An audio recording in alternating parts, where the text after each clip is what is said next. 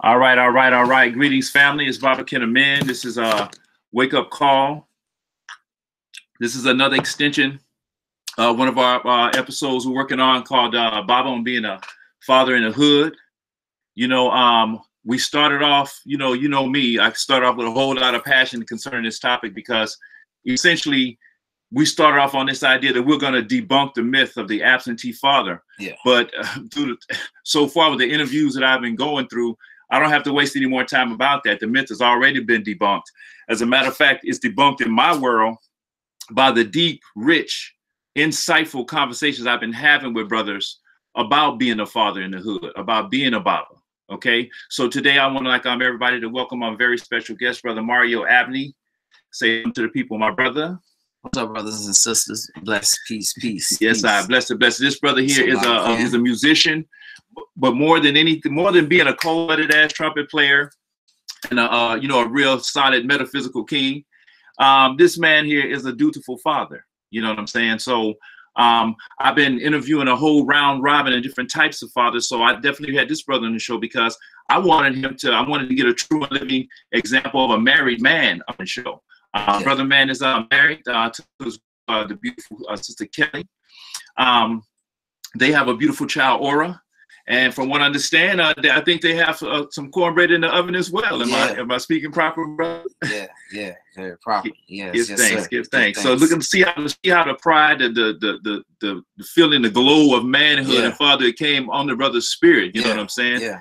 This is what this is about. We're showing the world that it's not about black men having been fathered. It's about black men are actually the best dads on the planet Earth. Yeah. When you start doing the research, when you dig deep on what the essence of being a father is and how black men have performed in their task, in their duty, you're going to come up roses. You're going to come up saying, oh my goodness, you know what? Now that I think about it, yeah, I am noticing that. Yeah. In all categories, brothers and sisters, as far as spending time with their children, getting the most out of the experience of being a dad, being a husband, black men rate well. Those of us that get married, we do it well. Yeah. Now, I'm not saying we're perfect and we don't make mistakes, because we do. However, I'm just saying, sisters, pay attention to what you got at home. Rastafari. So, my brother, I start with that. My first question I ask you is, first, let's get into the mind state of becoming a father. Like, when do you remember with your first child, what was your emotional mind state, and what was your and your physical, your philosophy about life? And what was it like before that child, and then boom, here's your child?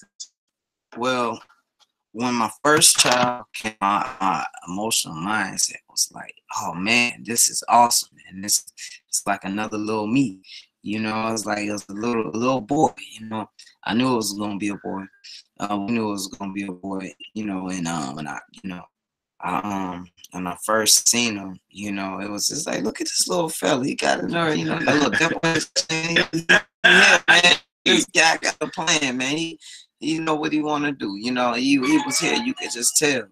He was here. And I was like, man, and I was happy to, be the one to embrace him coming into the world, like the first person, one of the first people he would see other than his moms and the doctor. It was me, what I'm saying? It was like, I got a chance to be a protector over this little fella. He comes from me, and I get a chance to, give him the things in life that he would want to have, and show him the way to manhood, show him, everything that's necessary, to survive, to be, to carry out the mission that he had, the purpose of our life, our family name, our legacies.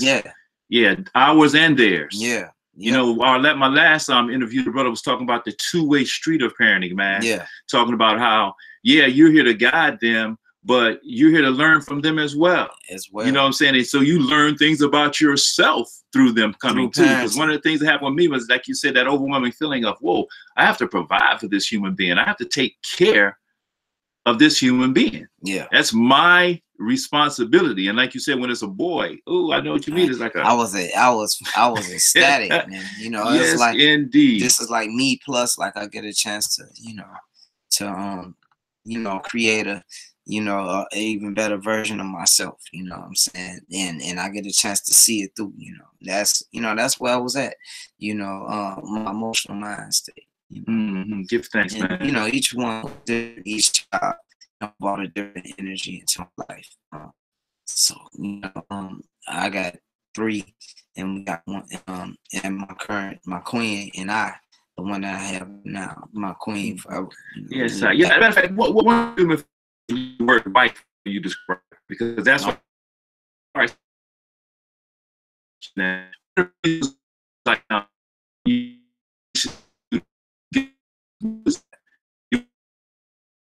are, you know, and a lot of people, you know, in the conscious, you know, they have a lot of just saying about being. So I want you to talk about media house matrimony, because these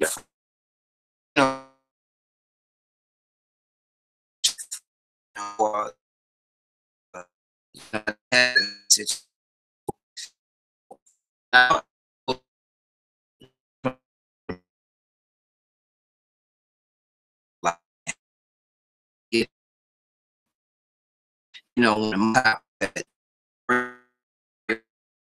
vibrating that, you know what I'm saying, at the frequency of it, it's like you start understanding and power of that thought. You know, they have power that when it comes to there's no life without that. And we must stay when I got to a place, once I got to that place myself after, you know, previous marriage, the most high blessed me with my queen, my wife. And when I saw her, it was like, you know, from the first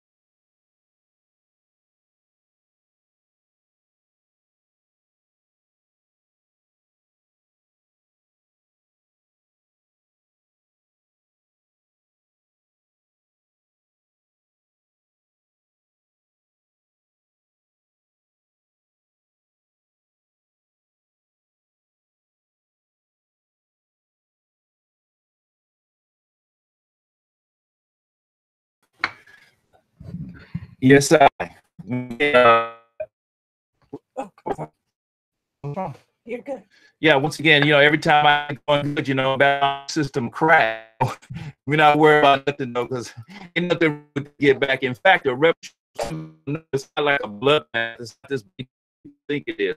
But it is a return to your origin, a return to a start point.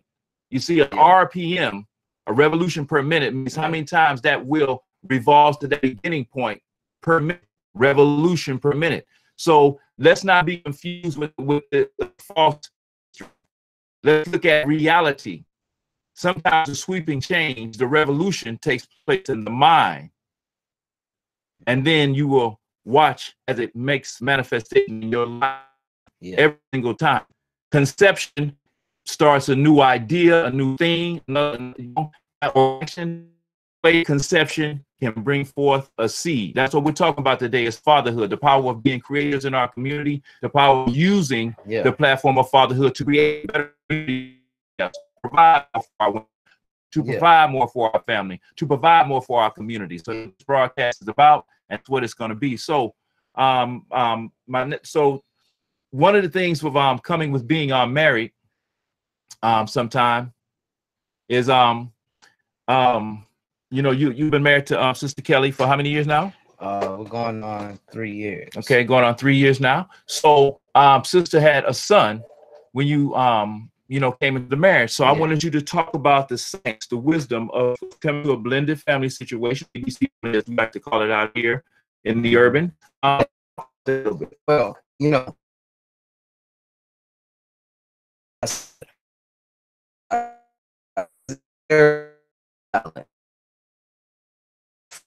fatherhood role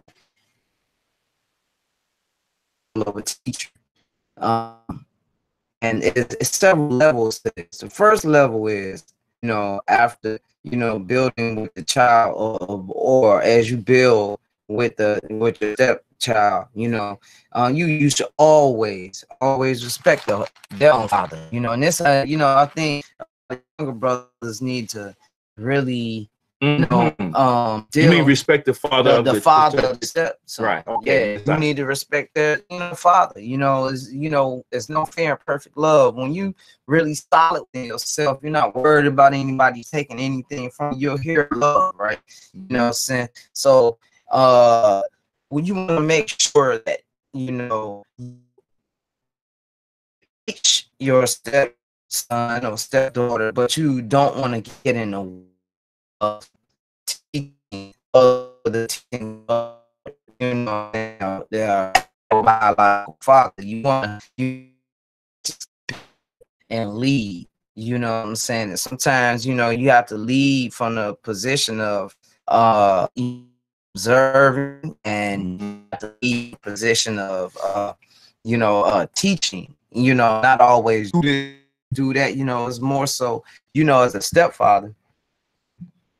I see what you're saying. That is a very good point as far as dealing with his manhood. Because you're dealing with another man, and you know, in order to successfully teach, the male spirit within inside of a boy is going to, you know, have a certain level of loyalty to where their DNA comes from. You know what I'm saying? Indeed. So, you know, I'm receiving that fully, King. Any real man. That's right. Any real man, especially if you're a man that's been through a situation and you got your own kids and you have a guy playing a fall guy, that's their stepfather, you know, yes, man, you know, for unrighteous situation, you know, then, you know, you're not really seeing the best out of that. But, you know, so as a man, in retrospect, I always wanted to make sure, and it's a twofold.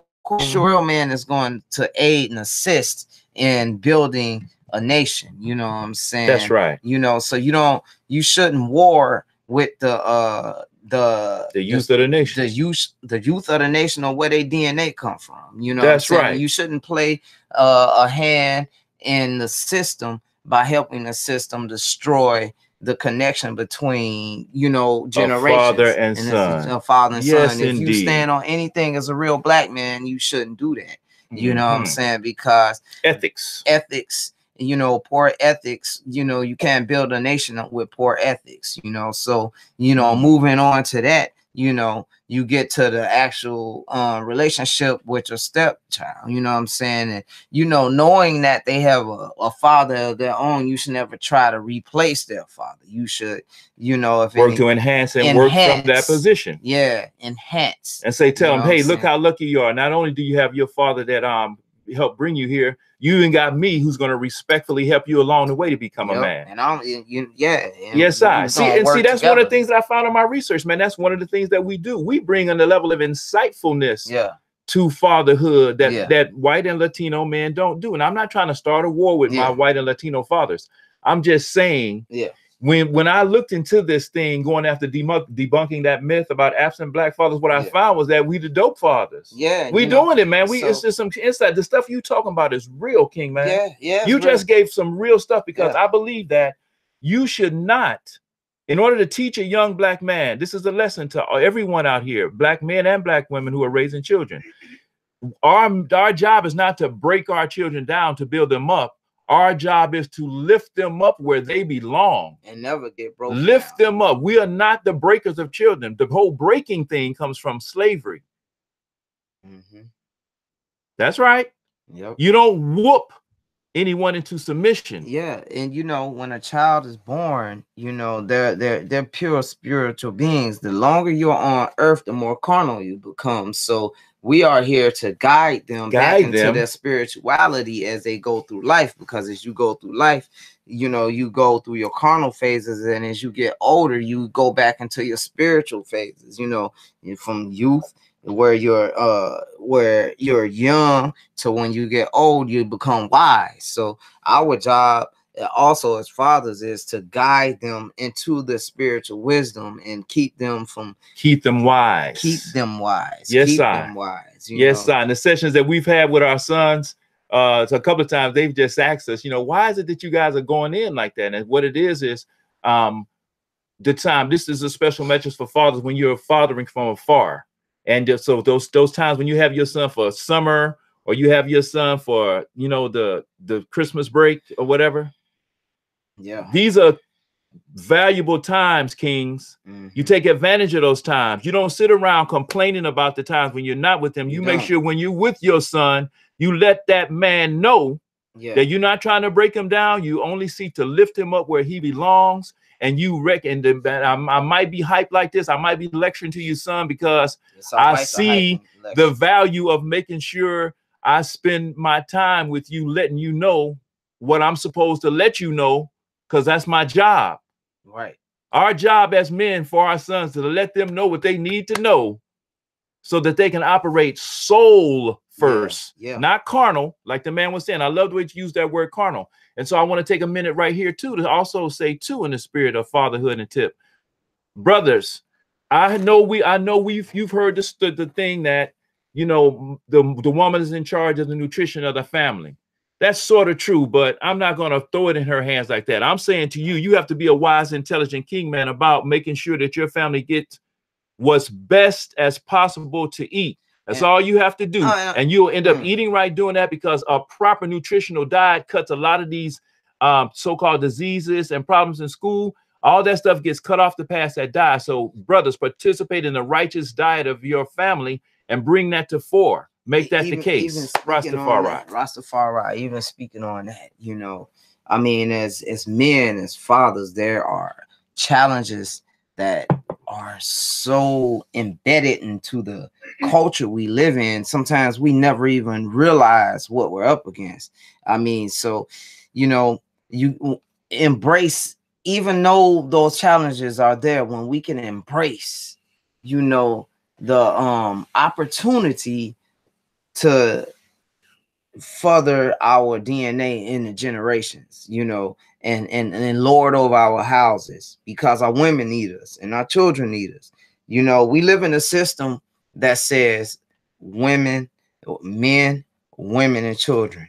That system was created like that because what it does is it creates this double standard in a way of leaving the male to fend for himself. So the system that we live in, you know, in America, especially in America, they have all this divorce stuff and all of this, you know. If you're a child, you're either going to be a boy or a girl. So when they separate women and children, and they separate the man from those situations, that creates this barrier, right? So as black men, we have to fight up against be and yeah, it's funny you say that, because almost every interview I had before you, brothers start talking about the dynamic you're talking about, but essentially where we've brought the carried the thing so far is that what we have to do is recognize as fathers that you're in a war. Yeah, there's a war out there being waged against you taking your rightful and proper place inside of the structure of humanity, of your humanity, yes, but of your family. Yeah. And so one of the reasons why I'm so, like I said, I was so glad to have this brother on the show to talk to you all about marriage, because I want you to know that your rights to your children are tied to the fact if you're married or not. Yeah. So you see, you got to get your mind wrapped around this, my brothers. Your children are what this man has done has shown you the blueprint for honor. There is no when it comes to providing for your children, even right down to, as he said, with his so-called stepson, which I just say is his son, because of the love and the seriousness of the mission and the presence of him being there for him. Yeah. There's one that can't say there was no man there to stop me in my tracks. Elijah's blood relationship that has with his son, his stepson. Yeah. And I've grown in science of understanding. This is one of the best examples I've ever seen. So I just want to like honor you right now, brother, for number one, marrying your queen out here for us, because now this is very interesting, family. One of the things that as I look through debunking the myth, I did notice that 72% of our children are born out of wedlock. Now that doesn't mean that the child's going to be a failure, and that doesn't mean that dad isn't there, but it does mean that we need to get back into the love groove. Because I also found out that between 1890 and 1940, we only had like when we had children were born into a family something like 80% of the time. So during 1890 to 1940, we was doing a whole lot of marrying. And I know that's the case because I'm just 55, but I came through a generation where if you got a young lady pregnant, you married her. That's the key. You see, marriage is part of our tradition in our family, King Man. And that's what I'm saying. There's been no break in the chain. This man is a good example of modern day living. Now he's a musician. He's taking care of his family for real. And this time, unlike with his first wife being common law married, now he has rights inside of his thing. You see what I'm saying? And I love for this brother to testify on that. And I want you to know that this is the example, brothers and sisters, that we need to go. In order for us to reclaim our heritage, we got to get back into the love, get back into the marriage. And then from there, we're just going to keep on strengthening this groove we got going. Because I'm telling you, we not halfway knocked out. We up on our feet now. I'm not worried about nothing with this skin I'm in right here. You're born in a great time. Come on, brother, talk to me. I interject too, Baba. My first set of children, I actually was married, and that, it didn't work out, right? You know what I'm saying? But I want to get an insight on this, right? Mm-hmm. I didn't let that stop me. I didn't let that stop my love. I didn't let that stop. Or your courage for marriage. The courage for marriage and for kingdom building. Especially after I kind of seen, the background energy that was the architect socially to create those situations. I analyzed and I said, okay, now I know it's this and this. Now I know what I'm up against more. I was a lot younger. You know what I'm saying? Now I know what I'm up against more. I'm 40 now.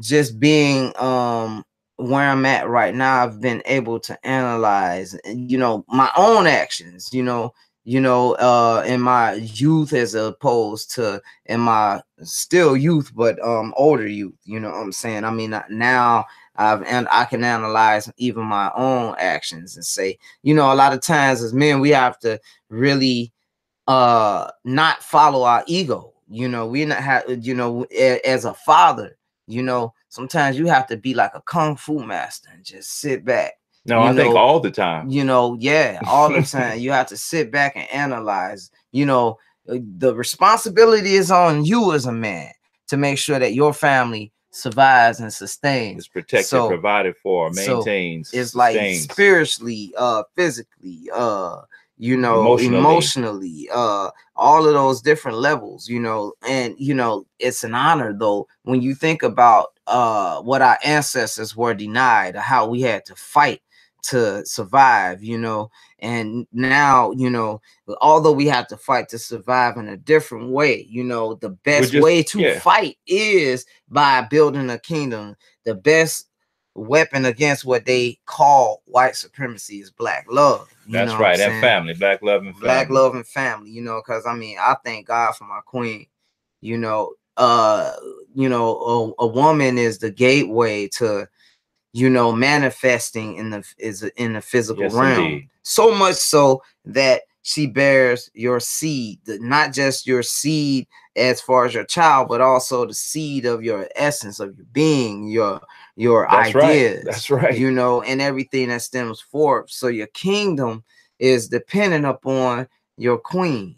You know, and as men, we must continue at all times for those brothers, you know, as fathers, you know, in situations whether you're married or not, but especially if you're married, you know, you get married if you're not, because you have to develop a way of protecting your kingdom. Your kingdom is your last name. You are a king. Your body is your land. Your blood is your water and your riverways. You know what I mean? The electricity is your sun and your body, you know, and your queen is another universe merging with your universe to create, you know, a whole nother life. And it's such a beautiful thing, you know. It's a beautiful, it's an honor, you know, to have the privilege, you know, to have the love of my wife, you know, because, you know, is with that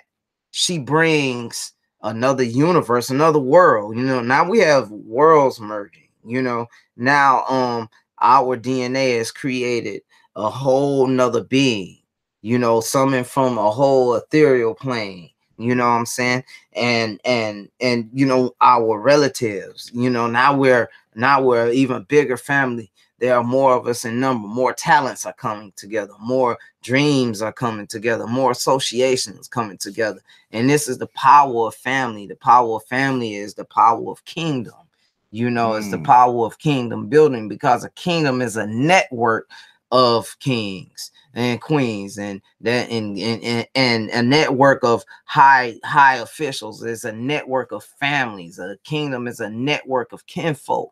You know what I'm saying? So now you have a kingdom, you have a network of kinfolk, and when you tap into the love of your life, of blackness, of your people, now you have talents that you can call and pull from. Now you have more ways to sustain and survive and grow and develop.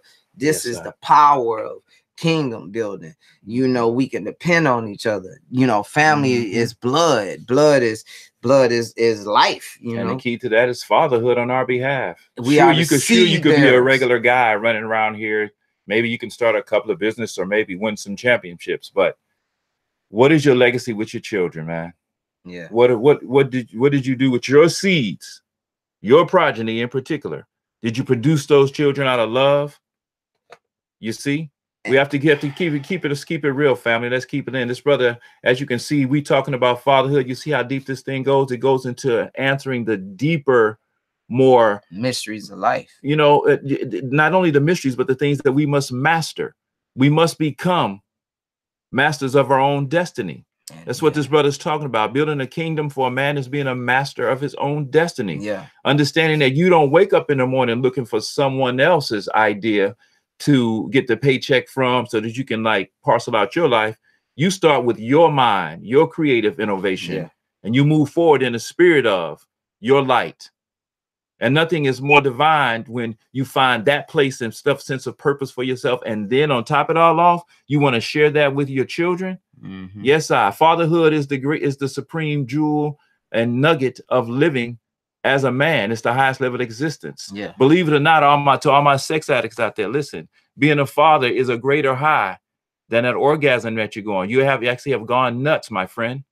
The greatest thing that comes from making love is the seed coming to full manifestation, that your thought energy that you thought, that you were thinking about, you went into it. As you said, my children are born out of the complete love, marriage, and knowing that I went into the act to create that child. I am a creator. I don't want to get overboard with it, but I want to be sincere about how it's a boost to your self-esteem. It's something that entirely motivates you and keeps you going, even when you don't think you can. There's nothing like the love of your child to get you going. Because they're going to look to you and they look to you. They depend on you unconditionally. So with that being said, right now you have to my recent knowledge, man, your little daughter Aura is probably the most beautiful child I've ever seen in my life. Every time I see her, she takes my breath away.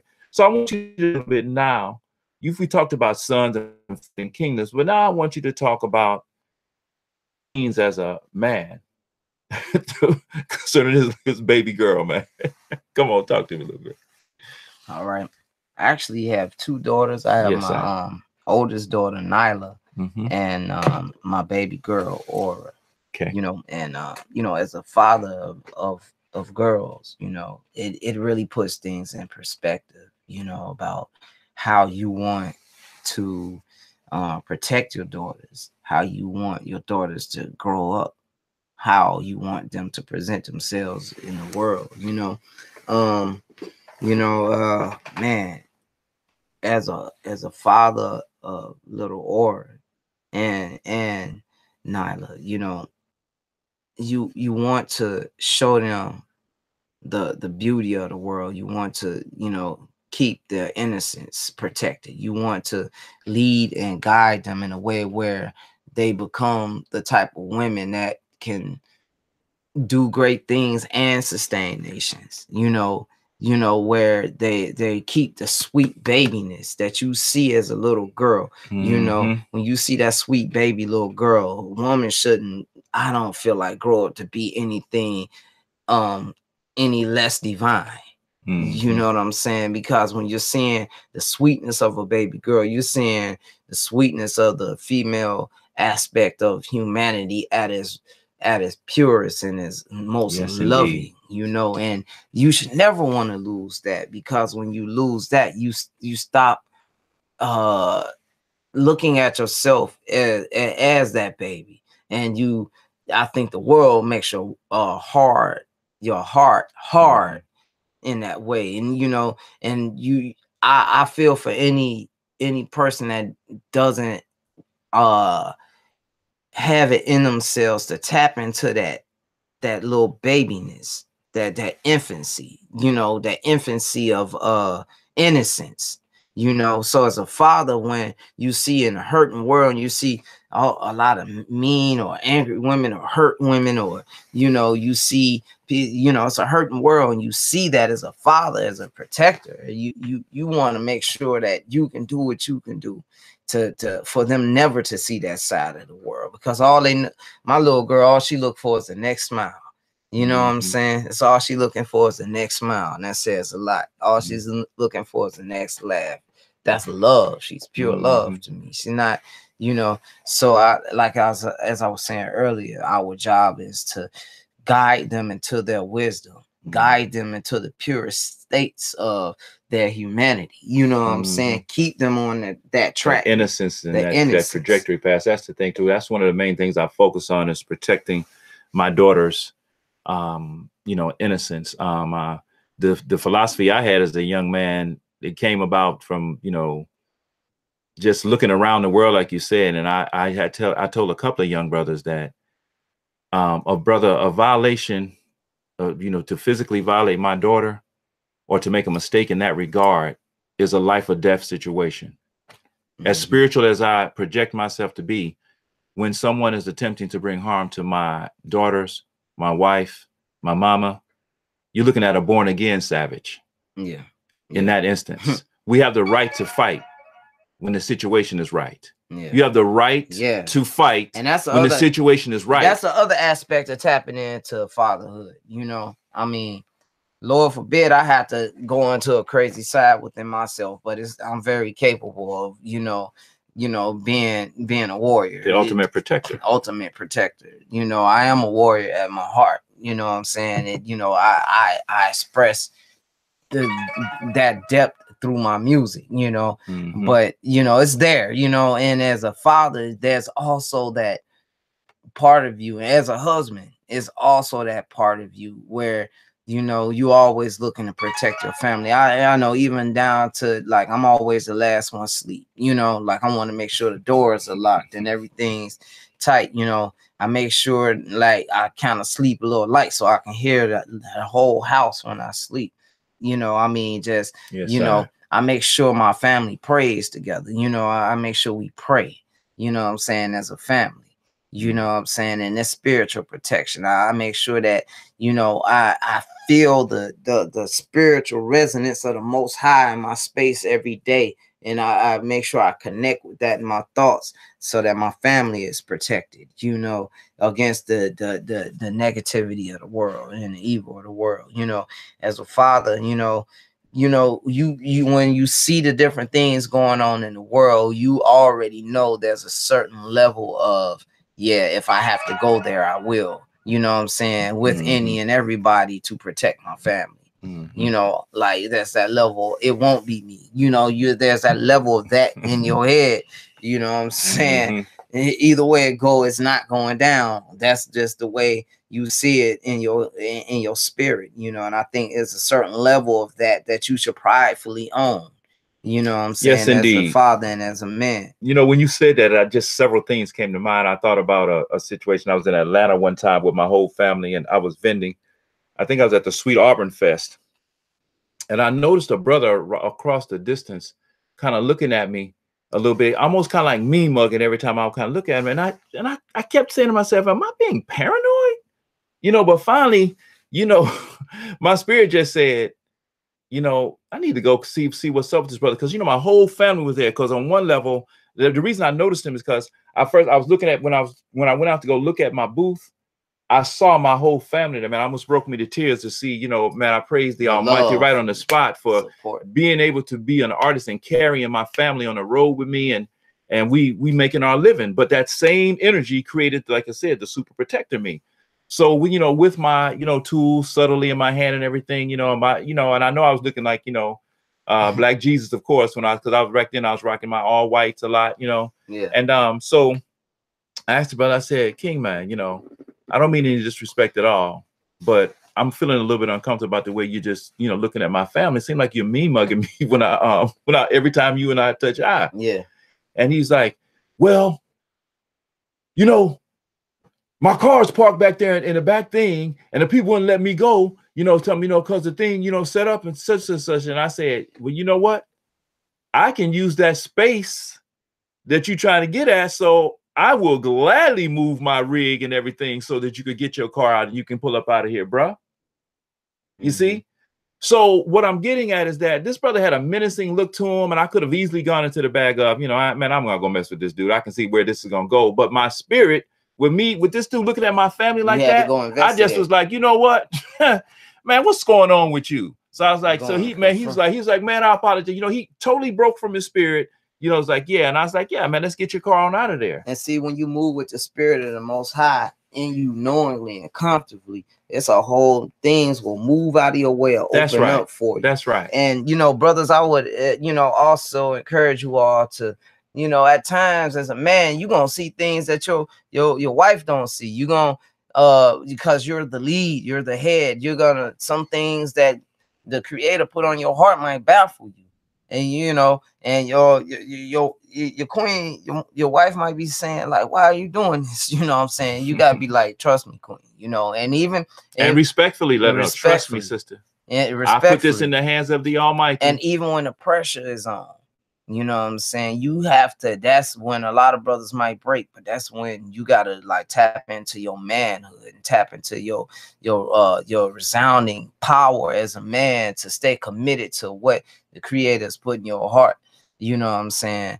And everything will always flourish, and you use those times of commitment and unwavering strength to as teaching and teachable moments. You know what I'm saying? Because, you know, as a man being a leader, sometimes that means seeing things that other people don't see, and that doesn't mean that your queen or seeing it differently from the way they see it, but you have to also with humility and honor and respect, always be willing to communicate and be a bridge, and use your master teacher sense to, even when the pressure's on, you create the environment that you want. Ashe, you know what, let me touch that a second. I like what you're going there. This is perfect. Because it leads me to another point I want to say about fatherhood on the inside of marriage, as well as father to father transactions.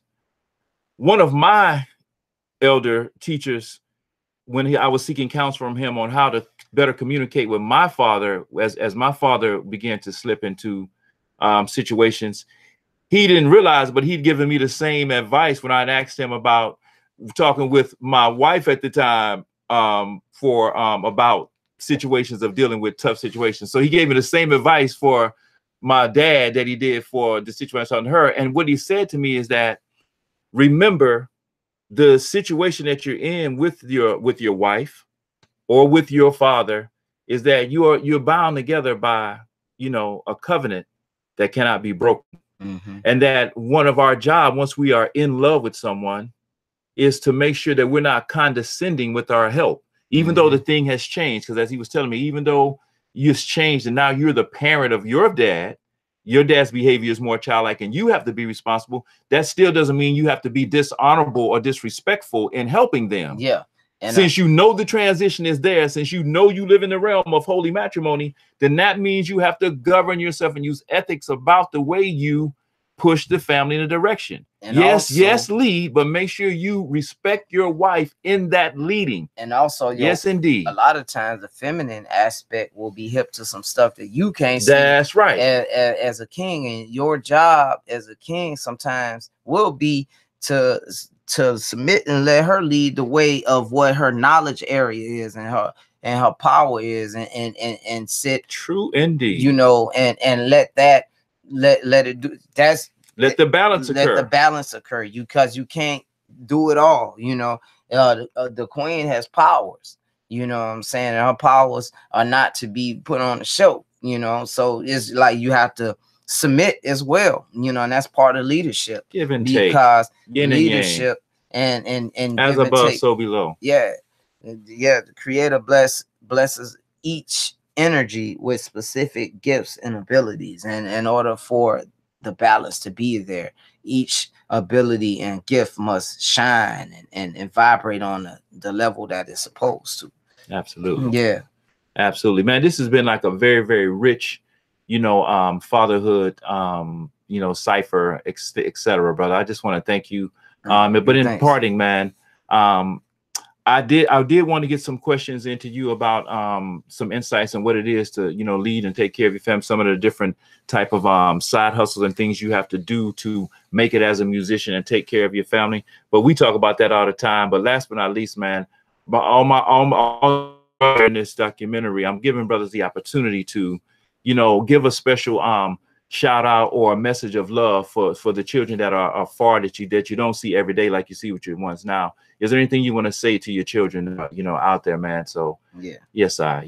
Marion, Nyla, I love y'all. I wish we had more time. I wish y'all really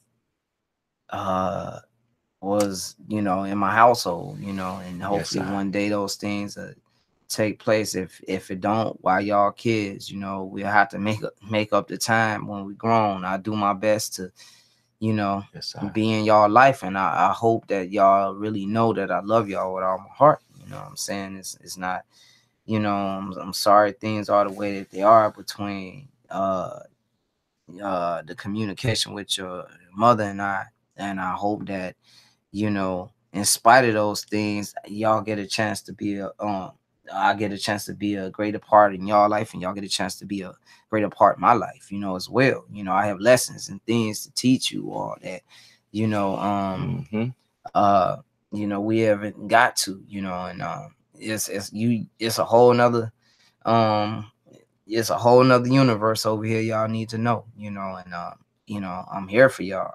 Y'all got rooms, you got what you need here. I hope y'all can come and spend that time with me too, you know. Yes, sir. And I want to tell my queen, my wife, Kelly, I love you, baby. You the greatest. You know, thanks, brother. You know, I couldn't build the kingdom without you. We couldn't build the kingdom without each other, you know. I mean, you enable me to be the man that I am.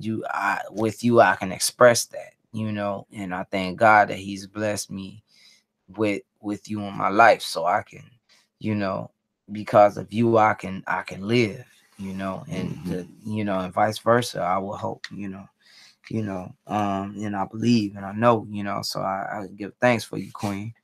And I love you, Marion and Nyla. I love you, Aura. Peace and Godspeed. I'm out. Yes, sir. Yes, indeed. As usual, family, like I said, straight to the head, straight to the heart, straight to the mind, straight to the soul. That's how we do it. You see, remember, you are essentially a soul being, a beautiful, powerful spirit, having a wonderful fleshly experience if you choose for it to be that way. Use your mind, use your heart, use your soul to reflect upon and make moves that make your life more fulfilled and more complete. It's an easy thing to do. Just challenge yourself to live in a more deserved life. We realize, just recognize you deserve the best for yourself. So once again, thanks, Brother Mario. I want to thank you all for tuning in. There's more to come. I can't wait to we release this documentary, Bob on Being Fathers in the Hood, because as you can tell by the day, it's way more than just a bunch of jaw jacking. We're laying our souls on the line, you know. So for all the brothers out there, as fathers, you know, no matter what situation is, bro, hold your head up, man. Hold your head up. Your day is coming.